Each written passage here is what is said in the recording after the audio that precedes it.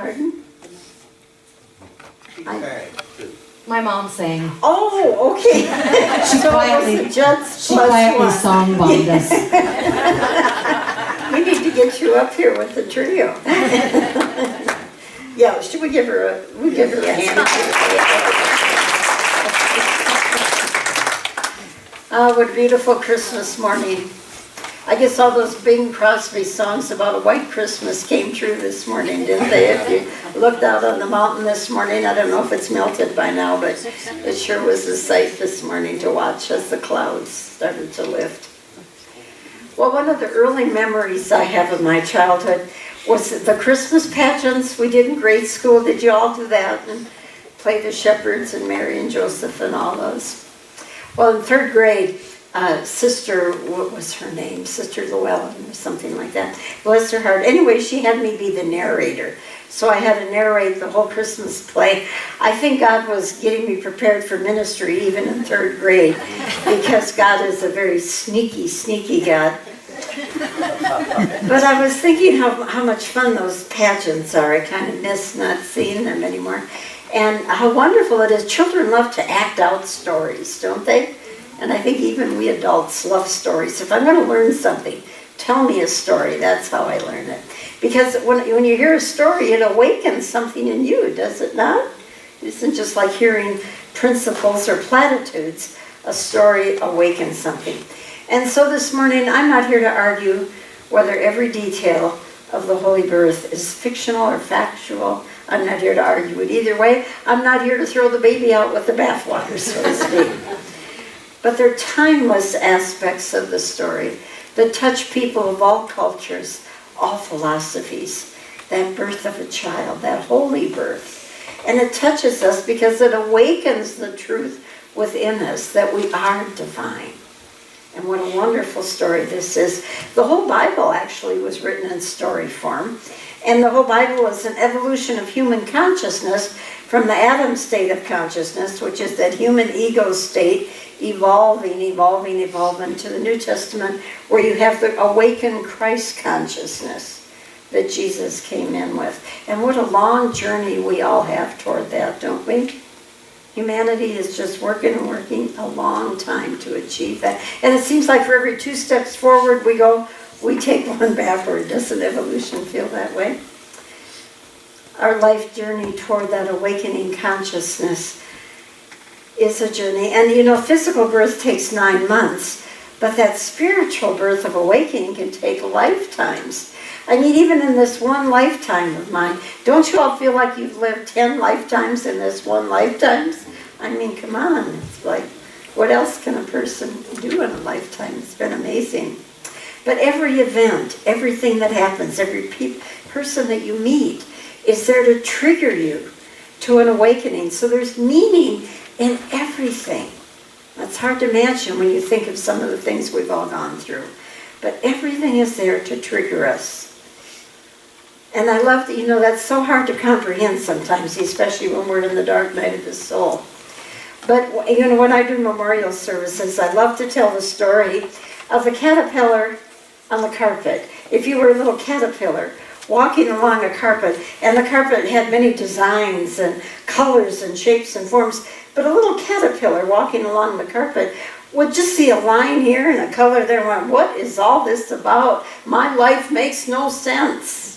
That caterpillar walking along. But then the caterpillar dies and is reborn into a beautiful butterfly and looks at the carpet from above and suddenly sees the design. All the shapes and the colors coming together in this beautiful mosaic. And suddenly that life makes sense. There's order, there's meaning, there's harmony in it. Well, the Christmas story is our story, the birth of the Christ within. That second birth is when we get it. Again, I'm not throwing the baby out with the bathwater, but Jesus came to show us the way to the birth of our divinity. And once we taste that, even if we just get a taste, there is no going back. I mean, could any of you that have been on the spiritual journey go back to where you were before you began your journey? I don't think so. You can't put toothpaste back in a tube, can you? The people and the symbols of the Christmas story, and I have them up here today, each one is an aspect of ourselves. Like a dream we dream, each part of the dream is an aspect of ourself. And so when I'm done today, you're all either going to have a multiple personality disorder or awaken to the wholeness that, oh, all of them are me, everyone, and see the wholeness in that and the gift that each one is there to awaken us to. Well, let's start with angels. I call this angel Nancy Harwood because she left this angel. Those of you who knew Nancy know she is an angel still. I love angels, messengers from God. And whether you see them as the fluffy whites or power animals or other people, voices, visions, however you see what an angel is, we get that thought from God, the ideas, the messages that we need to grow, awaken. One time an angel came to me with a voice. Actually, it was the voice of the divine. When I needed to hear it, the thought that I hold of you is so much greater than the thought that you hold of yourself. And that's true for all of us. The thought that God holds of us is so much greater than the thought we hold of ourselves. We are divine. Do we ever hold that thought of ourselves? And those messages from the angels are like little seeds that are planted to awaken us to the truth. So you might want to think today, how have angels come to you? How have you received those messages in your life? I had an angel call me to ministerial school. At the other times, I hear little gentle whispers, go here, do this, watch that. I think my personal favorite was, what were you thinking? But no, that was my ego, not an angel. An angel would never say that. Angels' messages are always peace and love. But angels are one of my favorite aspects of the Christmas story. And other aspects of the story help the process. There's a shepherd. Very important part of the Christmas story. Because shepherds watch the sheep of our thoughts. Our sheep are very peaceful, gentle thoughts, innocent thoughts. But those wolves love to come in as thoughts that scare us and take us into judgment and eat that peace all up. So we need a shepherd to shepherd our thoughts. The Christ presence is that shepherd to keep us in that right state of mind. You know, I was raised on a farm and sheep are kind of dumb. No wonder why we're compared to sheep. You take a sheep and it will follow the sheep ahead of it. If the sheep ahead of it goes off the cliff, it'll go right off the cliff with it. It'll just follow wherever that sheep goes. And I can laugh at that, but if I have one fearful thought or one thought of judgment, the rest of my thoughts just want to go right along with it, off the cliff, into judgment, into fear, into making mountains out of molehills. Sheep need a shepherd to guide those thoughts into thoughts of truth. That's why Jesus said, I am the good shepherd.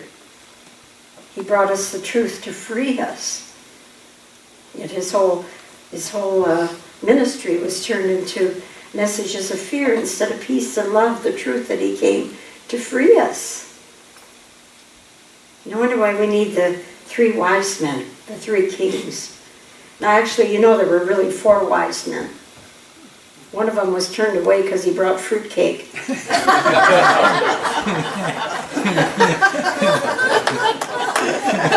I love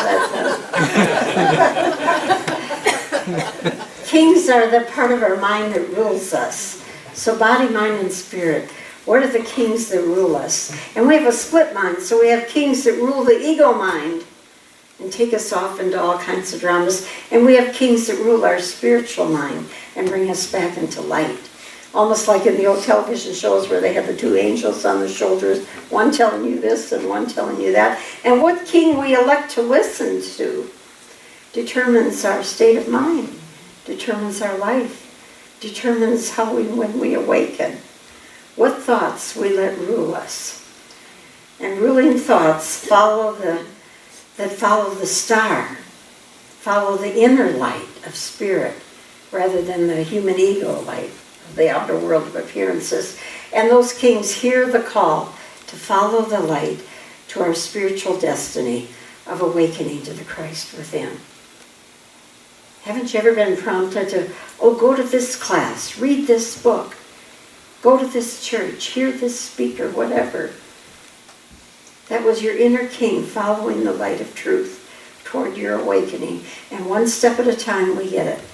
We don't see the whole picture, we just get one step at a time. My son always tells me when I don't know what's going to happen or how something's going to end, we never get the whole picture, but we always know what to do next. Every one of you knows what to do today, right here, right now. We're going to go eat afterwards, right? But what's down the road, we're not so sure. But one step at a time, we follow the way of the star, the light of our destiny. Walt Disney, again, I love to talk about him. Such a metaphysician. When you wish upon a star, makes no difference who you are. And just follow that star. Well, let's get to my favorite of the Christmas story. My favorite has to be Mary. I feel a real connection. My mother loved Mary so much. What a beautiful, beautiful woman she must have been, and what a symbol she is for us. That feminine, receptive nature of our soul. Let me repeat that. That feminine, receptive nature of our soul, because the feminine is very receptive. And so it becomes our soul's intuition that hears the voice of spirit and births the idea. Open to hearing the voice, and what courage and trust it takes to follow your intuition instead of your intellect, which says, well, the world says do this, or the world is this way. But no, she followed her intuition. With an open mind and an open heart, she accepted the truth and gave birth to it on earth as it is in heaven. Mary is that part of us that knows, not intellectually, but in her heart she knows, through her intuitive state. And she is so creative. The energy of Mary is totally creative energy, manifesting divine ideas, receiving divine ideas, and manifesting them through creativity on earth as it is in heaven. I wish the statues and pictures of Mary could have been her dancing. When I see her, she's dancing, creatively dancing. The images I grew up with were so frozen. We need to free who Mary is inside of us. She's creativity. And she's balanced by Joseph, the masculine intellect. And the intellect is a powerful balance that we all need. And the intellect, of course, is what we see and observe and learn from the world out there. And the intellect needs to understand, has a need to understand, to figure it out. But once the intellect does that, then the intellect supports the birth of the Christ, supports that intuitive process. But it's important that the intellect support the intuition.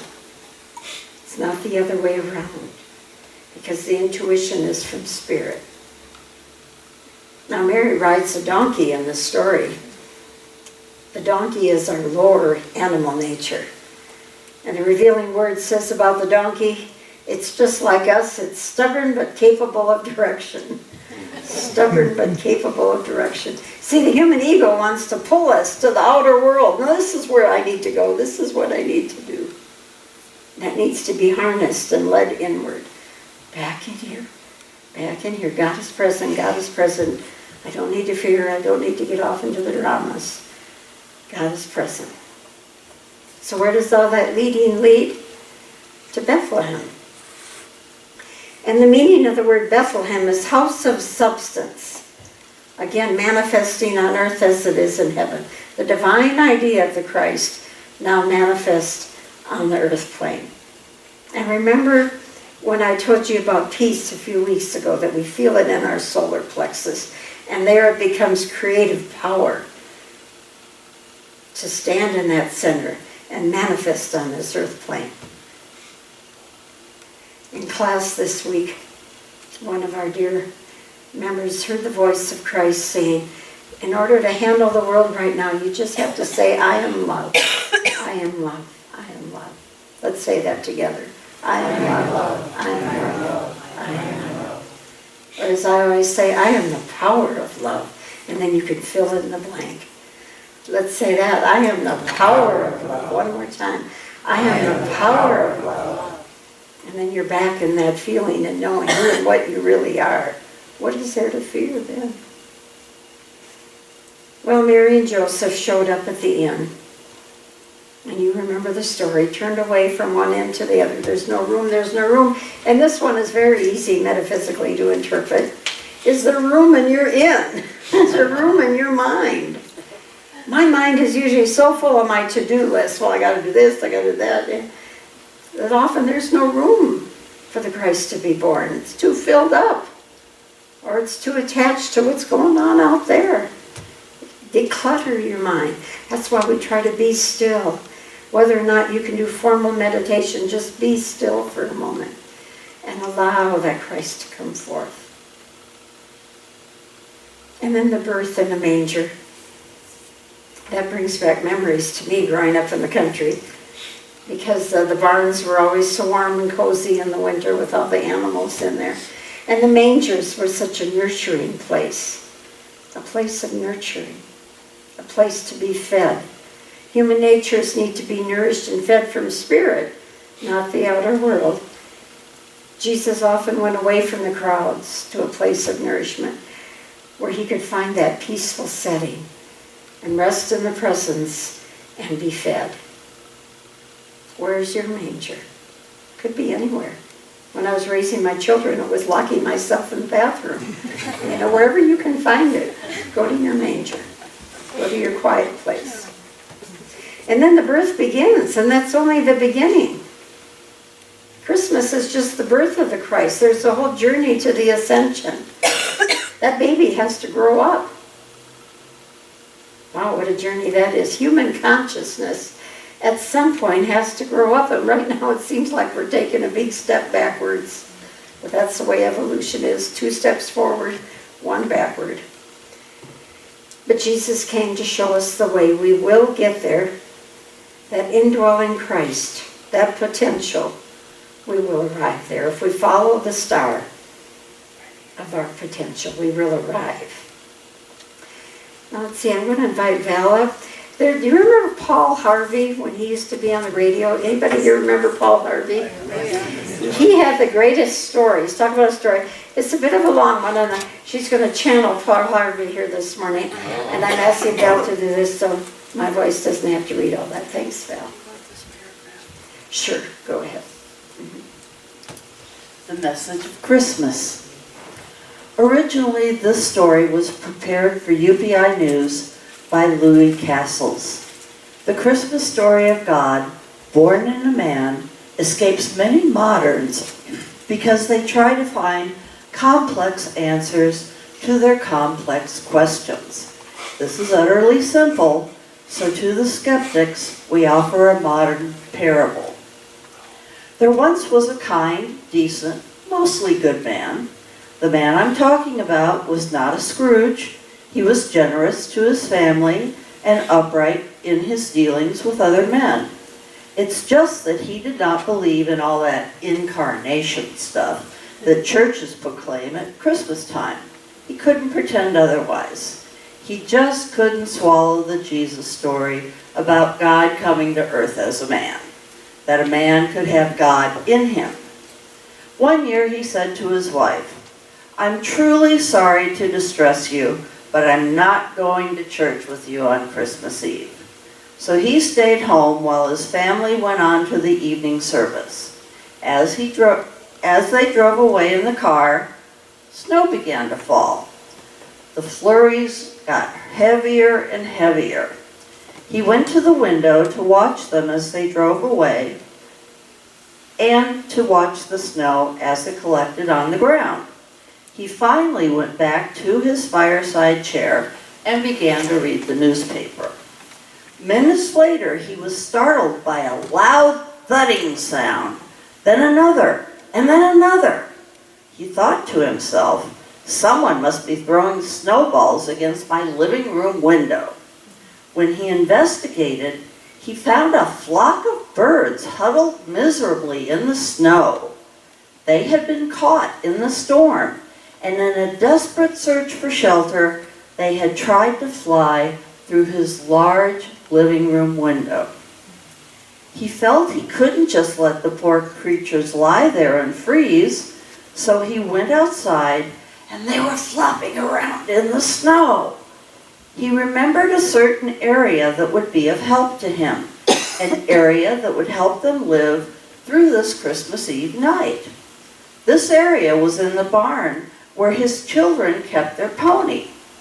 It would provide a warm shelter if only he could direct the birds to it.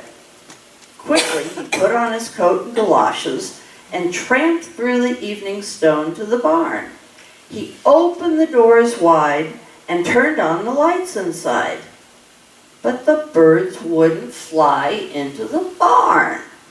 The man thought food might entice them, so he hurried back to the house to get something for the birds to eat, making a trail through the door inside to the barn. But the birds didn't pay any attention to the breadcrumbs any more than they had paid attention to the well-lit, warm, wide opening to the barn. To his dismay, the birds ignored the breadcrumbs and continued to flop helplessly in the snow. He tried to catch them.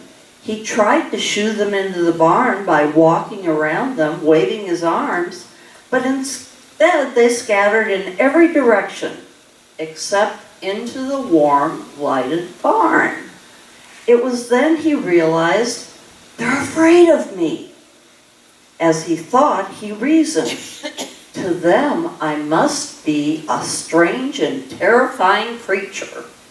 If only there was some way I could let them know they could trust me, and that I'm not trying to harm them, only to help them. But how can I convince these birds? Everything I do frightens and confuses them. They wouldn't follow. They wouldn't be led.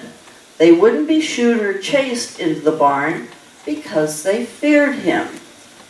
As he stood there in the cold, now with it falling all around him, the thought came to him, if only I could be a bird, then I could go with them and speak their language.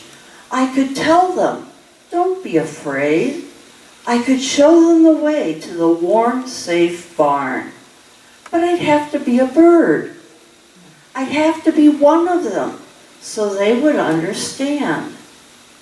At that moment, church bells began to ring in the distance. The sound reached his ears above the sound of the wind, and he stood there listening to the bells, actually feeling the glad tidings of Christmas for the first time. He sank to his knees in the snow as the birds flew into the barn. Jesus was born into a world that trembled with fear of a distant God, a society of people who would not even speak God's name out of fear of death. Jesus Christ was born to bring this message. There is a light and a warmth waiting inside you. We do not have to be like birds flopping around in the snow, because the barn door is open wide. Charles Fillmore said, this is all because almost 2,000 years ago, a soul prepared for eons of time, and that soul became carnate in the body of a babe. Let's take that into prayer. We just feel the gratitude of that presence that is always within us, showing us the way, away from fear of the outer world of appearances, away to the light. Deep, deep within us there is a light that shines with nourishing power of love, with comfort and peace, and with harmony and order. We give thanks for that presence. We give thanks for for that presence of the Christ that was born so long ago, and each day that is born in us again. And we just sit with that a while, with loving devotion. And we repeat once again, I am love together. I am love. I am love. I am love. And so it is. Amen.